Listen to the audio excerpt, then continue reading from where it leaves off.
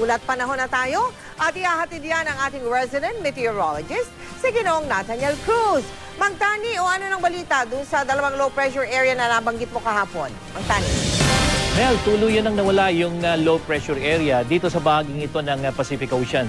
Ang binabantayan natin ngayon ay itong LPA na namata ng pag-asa sa layong 370 kilometro dyan sa timog silangan ng General Santos City. Lumakas ito at nakapaloob pa rin ito sa Intertropical Convergence Zone, kaya naman nag-uulan dyan sa General Santos City. Ang barangay Baluan nga sa Gensan isinailalim sa state of calamity dahil 10 purok ang lubog sa baha. Mahigit 6 na lang pamilya ang apektado. Nalubog din sa tubig ang 50 hektarya ng mga palayan. Yung ilang magsasaka, isinalba na ang mga palay na hindi inabot ng tubig, Mel. Naku, Mang Tani, alam mo naman, allergic kami sa GMA Kapuso Foundation dyan sa mga low pressure area na yan, ha? Yung bang natitirang low pressure area, pwede bang maging bagyo yun, Mang Tani?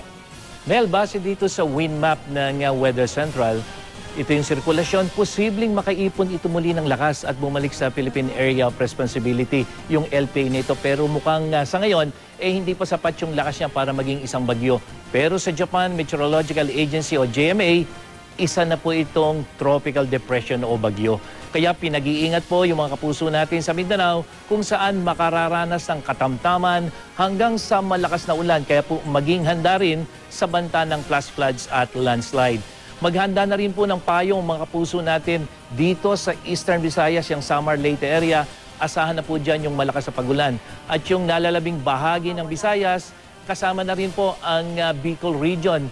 Dito sa Luzon, makakaranas din po yan ng mahina hanggang katamtamang pagulan. Yung tail end naman ng isang cold front ang magdadala ng mahinang pagulan dyan sa Hilaga at Silangang bahagi ng Luzon.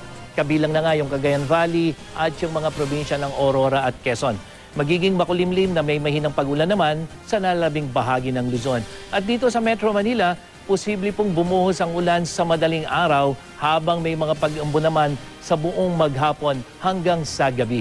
Matataas sa mga alon ang mararamdaman sa baybayin ng Hilagang Luzon, maging sa silangan at kanlurang baybayin ng Central Luzon.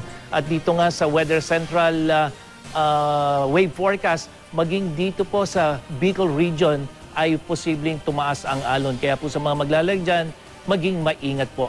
At para sa karagdagang update sa ulat panahon, pwede nyo rin pong bisitahin ang website at Facebook page ng GMA Weather. Ako po si Nathaniel Cruz para sa I Am Ready, serbisyong totoo ng GMA News. Maraming salamat sa iyo, Mang Tani.